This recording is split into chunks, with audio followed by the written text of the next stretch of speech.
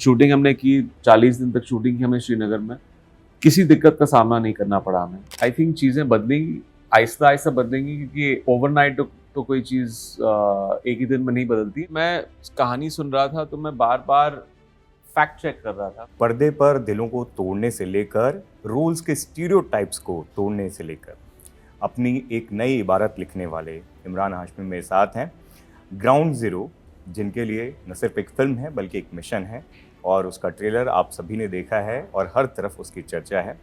हम उनसे बात करेंगे उनके फिल्म पर और उसको मिल रहे उसके फीडबैक पर। कैसे हैं इमरान?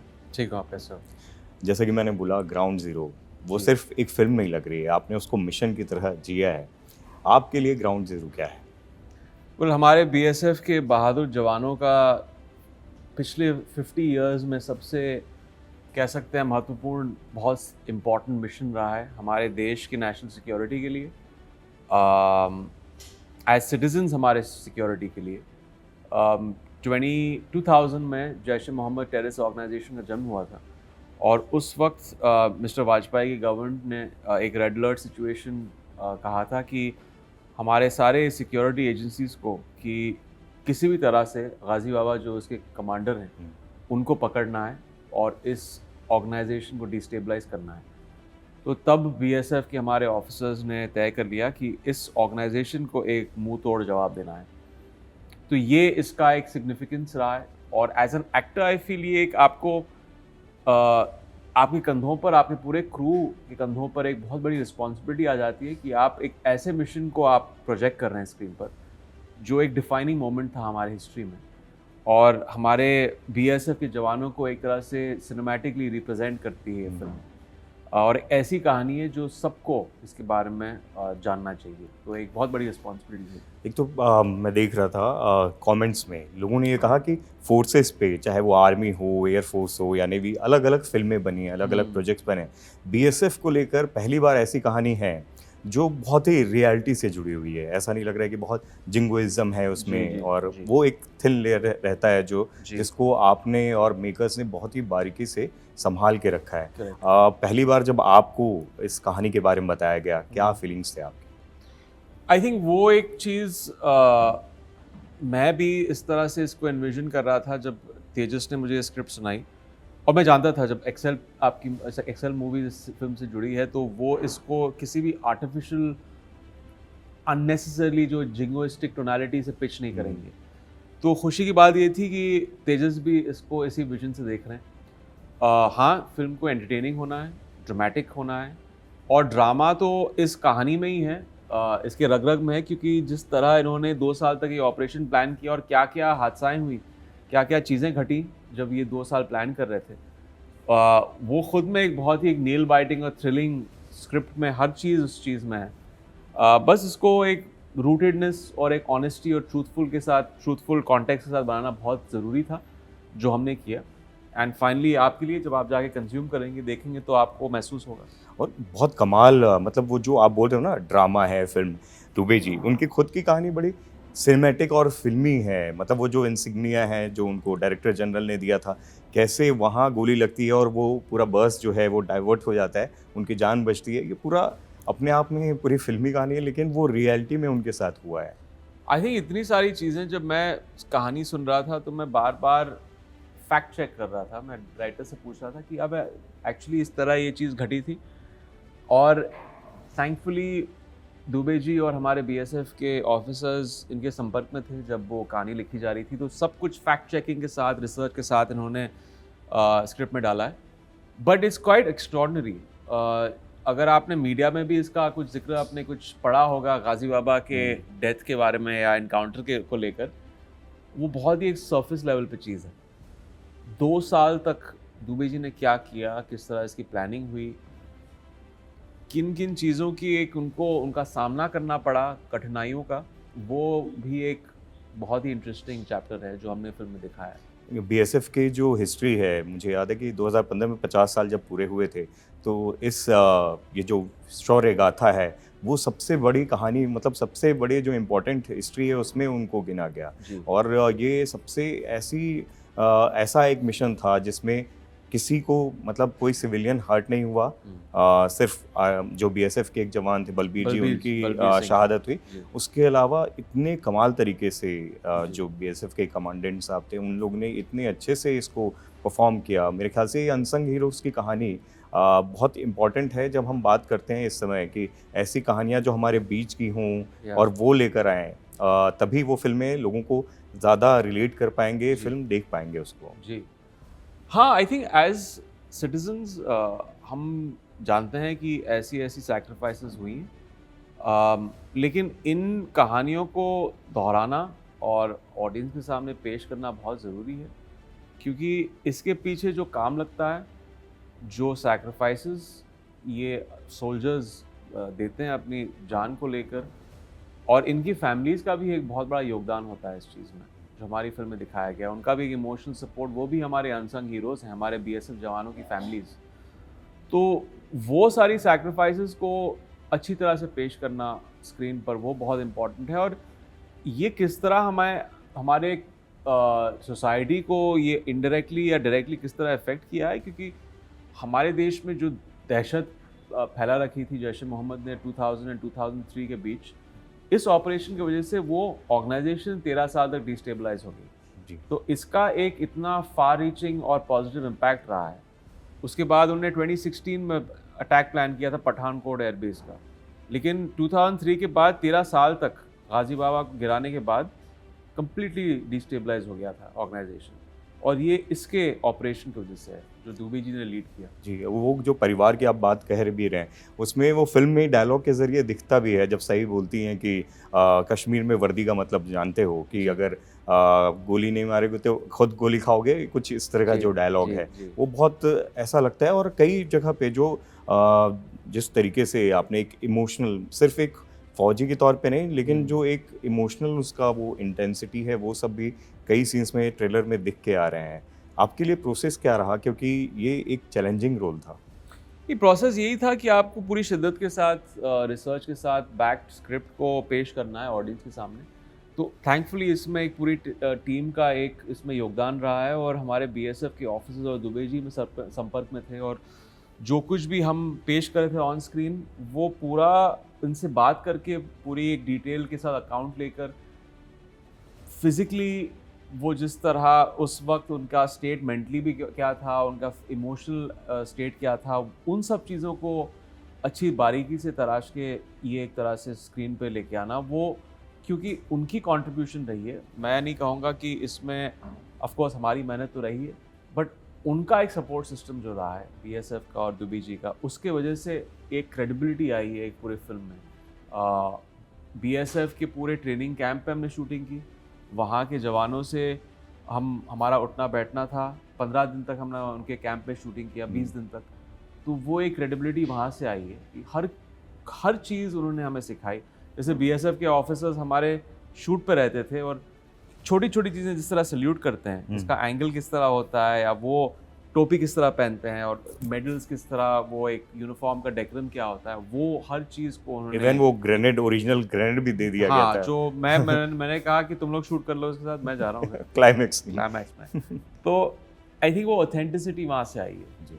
3 दशक के बाद कश्मीर में किसी फिल्म का प्रीमियर हुआ, जी। बहुत अच्छा रिसेप्शन मिला जी। वहाँ, और बीएसएफ के लोगों ने भी काफ़ी तारीफ की। आप कैसा फील कर रहे थे उस समय? नहीं, एक बहुत ही वाटरशेड मोमेंट रहा है वहाँ पे। 38 इयर्स के बाद एक फिल्म की स्क्रीनिंग और रेड कार्पेट इवेंट, और it's coming a long way, क्योंकि कुछ 2 डेकेड्स 1999 में एक वहाँ पे एक बॉम्ब स्केयर हुआ था किसी थिएटर में, लेकिन उसके बाद इतनी चीज़ें सेफ हो गई वहाँ पे। जब हम शूटिंग हमने की, 40 दिन तक शूटिंग की हमने श्रीनगर में, किसी दिक्कत का सामना नहीं करना पड़ा हमें। वहाँ पे बहुत स्मूथली शूटिंग हुई, वहाँ के लोग इतने अच्छे हैं, अदब से पेश आए हैं लोग वहाँ, और मैं चाहूँगा कि ज़्यादा से ज़्यादा लोग वहाँ की जाके शूटिंग करें, और भी फिल्में वहाँ पे रिलीज़ हों, क्योंकि वहाँ पे एक ही थिएटर है। वहाँ जहाँ गए थे, आइनॉक्स की एक प्रॉपर्टी है, वो एक सिंबॉलिक चीज़ है कि थोड़ी सी अभी नॉर्मल सी वापस आ रही है वहाँ पे श्रीनगर में। मैं चाहूँगा कि और भी थिएटर्स वहाँ पे आएँ, ताकि और लोग वहाँ पे सिनेमा घरों में जाके फ़िल्में देखें। हमारे के फिल्म इंडस्ट्री के लोग और भी जाके वहाँ पे शूटिंग्स अपनी फ़िल्म की लिखी जाएँ, श्रीनगर स्पेसिफिक लोकेशन की फ़िल्में, और रेड कार्पेट इवेंट्स भी और हों वहाँ पे। एक कल्चरल इवेंट हो जाता है और एक चाहता हूँ कि ये एक शहर फिर से एक सिनेमैटिक हब बन जाए जो पहले हुआ करता था। आपने फिल्म के डायलॉग के ज़रिए भी बताया भी है कि हमें इनको किस तरीके से बदलना है, मतलब हम अरेस्ट नहीं करना चाहते बल्कि उनके कंधों से बंदूकें हटाना चाहते हैं, उनके सोच को बदलना चाहते हैं। जी, वो एक आइडियोलॉजी का ही खेल है और आई थिंक चीज़ें बदलेंगी, आहिस्ता-आहिस्ता बदलेंगी क्योंकि ओवरनाइट तो कोई चीज़ एक ही दिन में नहीं बदलती है। लेकिन ये अगर एक इंटेंट रहेगा लोगों का कि इसको एटलीस्ट एज़ फ़िल्म मेकर्स, मैं सब लोगों के लिए नहीं कह सकता अलग इंडस्ट्रीज़ के लिए, लेकिन अपनी इंडस्ट्री के लिए ये कहूँगा कि हमारा इंटेंट रहेगा कि हम उस जगह को फिर से एक वापस नॉर्मलसी के तौर पे वापस लेके आए, तो थोड़े छोटे-छोटे कदम हमें लेने पड़ेंगे। इवन आपका जो आपके फैंस के साथ, मैं उनको कहूँगा एक्सटेंडेड फैमिली, जो एक अटूट रिश्ता है वो बहुत कमाल है। इवन दिल्ली में जब स्क्रीनिंग हुई तो अपने फैंस को आपने फिल्म दिखाई, इवन एक एक फैंस के साथ आपने वक्त बिताया, उनको सेल्फीज और वो सब चीज़ों के लिए भी वक्त दिया। ये जो रिश्ता है इतने सालों से, 2003 अगर मैं गलत नहीं हूँ, इतने सालों से आपने वो जो मजबूती के साथ बनाया हुआ है जी, उसको कैसे देखते हो आप? ये फैंस आप फैंस के बना कुछ नहीं है और आप मेरे अच्छे समय और बुरे समय में उन्होंने मेरा साथ दिया है और मेरा भी यही एक गोल रहता है, एक मकसद रहता है। जब मैं फ़िल्म करता हूँ तो उनके लिए ही करता हूँ, उनको एंटरटेन करने के लिए करता हूँ। तो वो एक ऐसा अटूट रिश्ता है जो पहली फ़िल्म से चला आ रहा है और जो कुछ भी आज हूँ मैं उनकी वजह से हूँ, उनकी बदौलत। और वो जिस तरह प्यार देते हैं फिर मेरी फ़िल्मों को, मुझे यही एक रिस्पॉन्सिबिलिटी रह जाती है कि जब भी मैं किसी फ़िल्म पे काम करता हूँ, ग्राउंड ज़ीरो हो या कोई भी फ़िल्म इसके बाद, उनको कुछ नया देना है, कुछ एंटरटेनिंग देना है, कुछ ऐसा देना है कि उनको याद रह जाए, तो वही रहता है। वो बहुत हार्डकोर फॉलोअर्स हैं आपके, मैंने देखा है। और इमरान हाशमी की जो फ़िल्में हैं, उनके जो गाने हैं, वो ऐसी चीज़ है जिसको कोई इग्नोर कर ही नहीं सकता। कोई ऐसे आपके साथ तो अक्सर होते होंगे, लेकिन कोई इमोशनल फ़ैन मोमेंट हुआ है जो याद आता हो, ज़हन में हो जो? आई थिंक बहुत सारे ऐसे इमोशनल मोमेंट्स हैं। आई थिंक जब भी मैं अभी लखनऊ में शूटिंग कर रहा था तो एक बहुत ही खूबसूरत सा एक किसी ने फ़ैन ने आके दिया मेरे होटल में, एक चारकोल से बनाया हुआ एक तस्वीर बनाई उन्होंने। बहुत खूबसूरत तस्वीर थी। तो ऐसी बहुत सारी चीज़ें होती हैं, मीन्स इतनी लगन के साथ उन्होंने बैठ के वो चीज़ बनाई है और ऐसे बहुत सारे हैं। मेरे बर्थडे पर बहुत सारे लोग आए थे, देश के कोने-कोने से आए थे मेरे बिल्डिंग में नीचे। तो वहाँ पे हमने एक केक काटा साथ में और वो एक प्यार देने के लिए आए थे, एक बहुत ही इमोशनल मोमेंट। और आपकी फ़िल्मों के साथ ये होता है कि उसके म्यूज़िक को लेकर लोगों की जो अपेक्षा होती है वो बहुत होती है। हालाँकि इसका जो गाना है ट्रेलर में वो भी हमने देखा, वो बहुत खूबसूरत है। किस तरीके से आप देखते हो, क्योंकि आपका और किसी फ़िल्म का मतलब होता है कि वो हिट गाने होना ही है, वो बहुत ज़्यादा उम्मीद होती है। ये एक तरह से एक अटूट रिश्ता है मेरी फ़िल्मों का अच्छे गानों के साथ, चार्टबस्टर एल्बम्स के साथ। और एक होता है, वो एक अवेयरनेस रहती है कि फ़िल्म जब आएगी तो गाने बेहतरीन होने चाहिए। तो हालाँकि इस फ़िल्म में बाय डिज़ाइन ऐसी फ़िल्म नहीं है जो खुद को लेंड करती है गानों में। इसमें कोई लव स्टोरी नहीं है या 5-6 गाने नहीं हैं। बट मैंने एक्चुअली इनसे बात भी की, एक्सेल की टीम से कहा कि पिछले साल कहा था कि गाने हमें थोड़ा और काम करके अच्छे गाने लेके आने पड़ेंगे। हालाँकि बैकग्राउंड में तो तभी सोल दे हों या फतेह हों, सब रिकॉर्ड होके, आई थिंक वो एक इम्पॉर्टेंट चीज़ है कि ऑडियंस को वो पेश करें हम। इमरान, ये फ़िल्म बहुत ऐसी नहीं है जो मतलब बहुत आसान रही। काफ़ी लंबा वक्त भी लगा इसे बनने में। 9 साल अगर मैं गलत नहीं हूँ तो मेकर्स ने उसमें टाइम लिया। फिर डिफेंस मिनिस्ट्री की तरफ से वो परमिशंस भी, बाकी चीज़ें भी हुई और 2022 में शूटिंग स्टार्ट हुई थी। कमाल की बात ये है कि जो ऑपरेशन था वो मेरे ख्याल से 27 अगस्त को ही, जो गाज़ी बाबा वाला शुरू हुआ था, और आपकी फ़िल्म भी जो पहले दिन शूटिंग था वो 27 अगस्त था। आपको सबसे ज़्यादा चैलेंजिंग क्या लगा, और सेट से ऐसी कोई बात, ऐसा कोई इमोशनल मोमेंट जो याद आता हो? नहीं, चैलेंजिंग यही था कि आप बीएसएफ पे एक रिप्रेजेंटेशन आप स्क्रीन पे डाल रहे हैं, दुबे जी की ज़िंदगी डाल रहे हैं, तो वो एक रिस्पॉन्सिबिलिटी थी कि इसको आप पूरी शिद्दत के साथ, एक मेहनत के साथ इसको प्रोजेक्ट कर रहे हैं।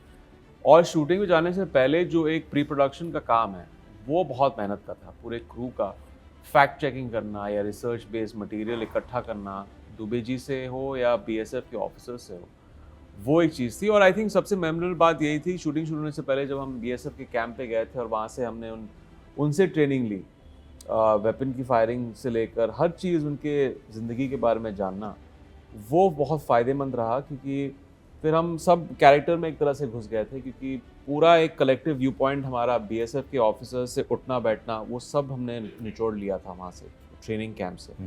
तो वो काफ़ी फ़ायदेमंद था। अच्छा, कोविड के बाद से लगातार ऐसा हो रहा है कि बीच-बीच में जब कोई बड़ी फ़िल्म नहीं चलती तो लोगों को लगता है कि क्या ओटीटी के आने से ऐसा हो रहा है कि सिनेमा लोगों को मतलब जो फ़िल्म गोवर्स थे या सिनेमा गोवर्स थे, वो थोड़े कम हो रहे हैं और ओटीटी पे ज़्यादा देख रहे हैं। हाँ। आपको क्या लगता है और क्या क्या वाक़ई ऐसा कई बार ऐसा बीच में हो रहा है, बातचीत होती है, बड़े मेकर्स भी बोलते हैं कि फ़िल्में नहीं प्रोजेक्ट्स बन रहे हैं और हमारे बीच की कहानियाँ नहीं आ रही हैं, इसलिए कहीं न कहीं वो जो सिनेमा गोवर्स हैं या जिनको पसंद है सिनेमा, वो कहीं न कहीं उससे भटक रहे हैं और वहाँ नहीं जाके ओटीटी का इंतज़ार करते हैं कि वहाँ फ़िल्में देखी जाएँ। आई थिंक मोर रूटेड कहानियाँ जो हमारे कल्चर से जुड़ी हों, वो बननी चाहिए। वेस्टर्नाइज सेंसिबिलिटीज़ जो हैं उन्होंने हमारे इंडस्ट्री को ही बर्बाद कर दिया है। जो कहते हैं ना, फिल्म मेकर जो सिर्फ बैंड्रा और जू के बीच में, वो एक सेंसिबिलिटी है इंग्लिश फिल्मों का सेंसिबिलिटी ऑडियंस के सामने पेश करना, जो कोई ख़रीदना नहीं चाहता है। पैन इंडिया यही होता है जब आप कि कोई पंजाब में या बिहार में या अप नॉर्थ या साउथ में भी उस चीज़ को कंज्यूम करे और एक बाइंडिंग फोर्स हो सब लोगों के लिए। तो वो हमारे ज़मीन से जुड़ी हुई फ़िल्में बनाना, ऐसे फ़िल्म मेकर्स पे लोगों को अपना पैसा डालना चाहिए, उनको बजट सैंक्शन करना चाहिए उन आइडियाज़ को। ओटीटी का भी एक चैलेंज आ गया है कि उनके पास अब एक ज़रिया है, घर पे बैठ के वो फ़िल्म देख सकते हैं। वो आपकी फ़िल्म जाके क्यों देखेंगे? कोई ऐसी बात होनी चाहिए आपकी फ़िल्म में जो उनको खींच के ऑडियंस को लेके आए सिनेमाघरों में। ये भी जानते हैं कि 8 हफ़्ते बाद आने वाली है फ़िल्म, तो आपके आइडिया में वो एक ताकत होनी चाहिए उनको खींच कर लेके आने की। इवन टिकट प्राइसेस का भी एक मसला है। हो सकता है, उसका भी हो सकता है, क्योंकि बहुत महंगी एक प्रोपोज़िशन होगी। आप हज़ारों रुपए खर्चा कर देते हैं अगर आप अपने परिवार के साथ जाके फ़िल्म देख रहे हैं, तो एक बहुत ही एक्सपेंसिव प्रोपोज़िशन हो गया। इमरान, आप लगातार रेलेवेंट रहे हैं इतने सालों से। मैं आप जब आपका ट्रेलर देखता हूँ या कोई भी आपका प्रोजेक्ट आता है तो उसके नीचे कमेंट आते हैं कि आपकी जितनी क्षमता है उतना अभी तक लोगों ने एक्सप्लोर नहीं किया, मेकर्स ने, खासकर बॉलीवुड ने।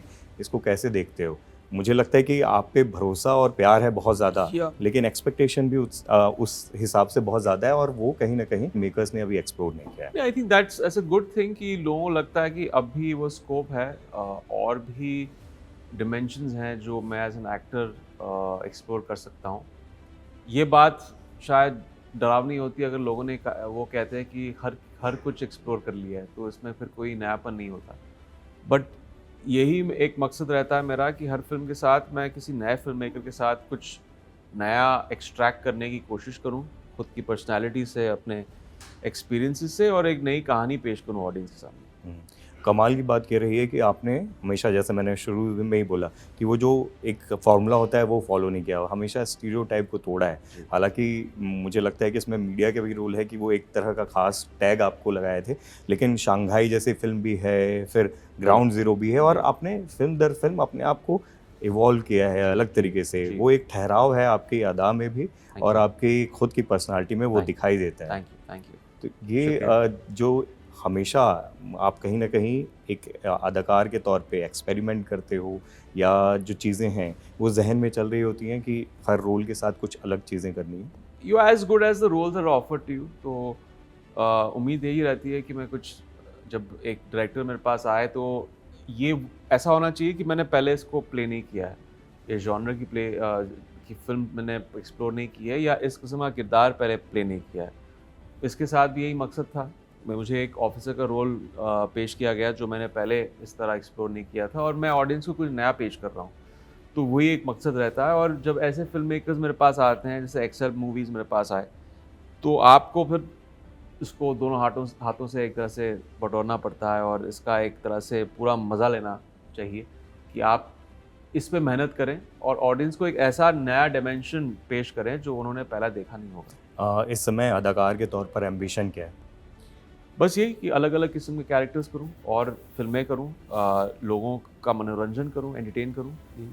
और वो जो आपके वो रोमांटिक और म्यूज़िकल इमेज को लेकर जो एक्सपेक्टेशन है, वो चाहते हैं कि वैसी भी फ़िल्में करते रहें, वो आएँगी? नहीं, डेफिनेटली आएंगे एज एंड व्हेन हमें एक अच्छा स्टोरी आइडिया मिलेगा उसका, और मैं तो हर चीज़ को एक्सप्लोर करना चाहता हूँ। वो भी एक इमेज को, एक रोमांटिक इमेज को एक्सप्लोर करना चाहूँगा, अच्छे गानों के साथ, लव स्टोरीज, थ्रिलर। जब वो आइडियाज़ आएंगी तो डेफिनेटली मैं एक्सप्लोर करूँगा।